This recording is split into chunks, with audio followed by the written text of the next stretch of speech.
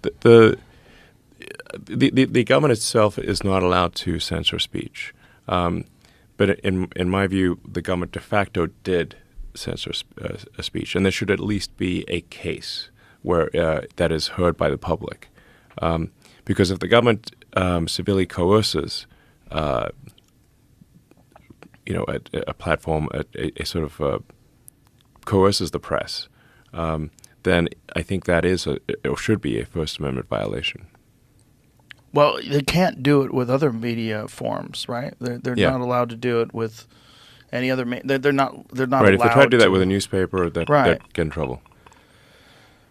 Or would they? That's the question. It's like you didn't know about the federal government. You didn't know about the intelligence agencies inside of Twitter until we found out. Like, do you think that this is ubiquitous? It's absolutely all the social media companies. In fact, right now, X, or formerly known as Twitter, is the only one that is not kowtowing to the government. It's the only one. There isn't. All the others just do exactly what the government wants.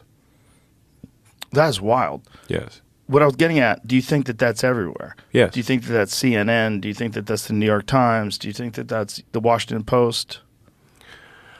Because if they were going to infiltrate media, if they were going to infiltrate social media. It is weird the degree to which the media is in lockstep.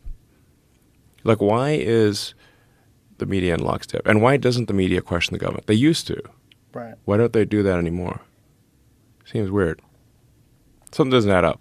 What do you think? Well, there seems like there's a bunch of factors, right? I think one of the big factors is pharmaceutical drug companies allowed to advertise on television. And we're one of 2 countries in the world that allow that. I actually agree with pharmaceutical advertising, provided it is truthful. Because there could be some drug that is helpful to someone, but obviously the claims need to be accurate. So I actually think pharmaceutical advertising, if it is accurate, and I think it actually, to play devil's advocate here, I think pharmaceutical advertising is generally accurate.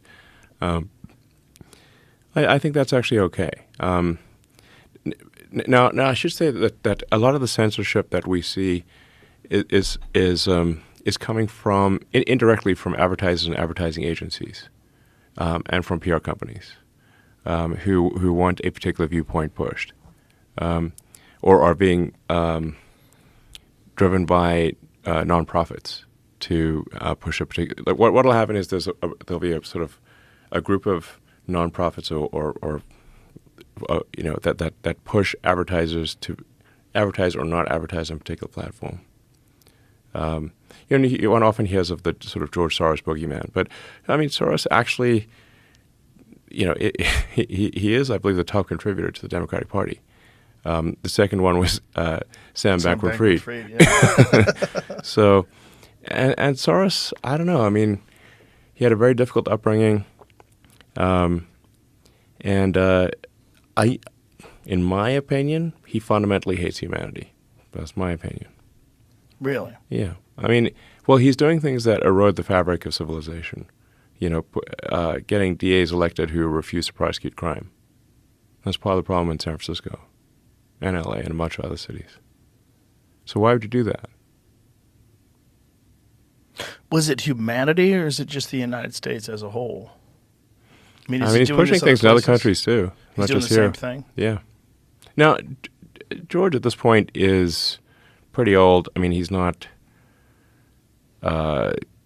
he's basically a bit senile at this point. But he's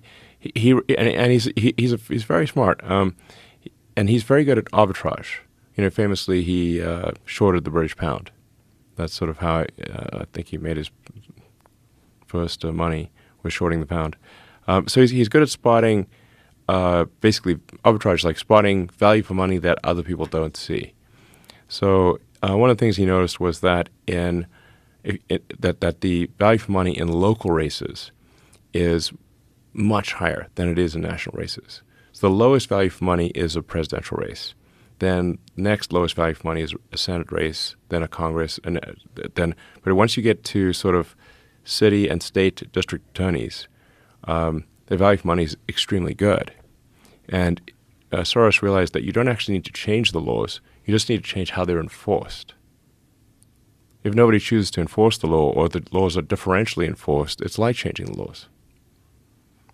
That's what he figured out. But is what's It's an stunning arbitrage. that this trend, that people haven't pulled the brakes on this and have it reverse course?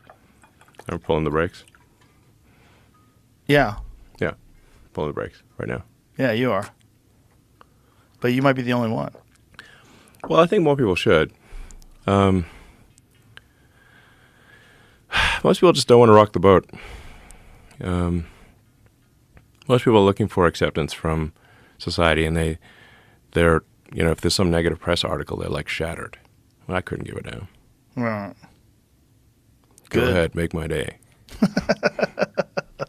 Well, it's fascinating where if you're a high-profile public figure like yourself, it's impossible to make everybody happy. So there's going to be someone who says something shitty about you. Yeah. Somehow or another, when it's in print, does that mean more? Because other people are going to see this shitty thing? Well, I guess That's where it gets odd. Because essentially, an article in the New York Times is just a single person's opinion, and whatever exactly. editor gets involved. It's just a lot of people will read that. Yeah. I mean, less people these days But I than in the think past. people know that now. People I know say, that I find now. the New York Times these days to be hard to read. Well, unfortunately, they make some grave errors. Yeah. Like that Hamas bombing the Hummus?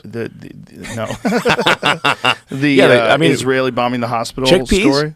Yes, it's delicious. I mean, I think we should cut off chickpea exports. That'll bring them to the knees right away.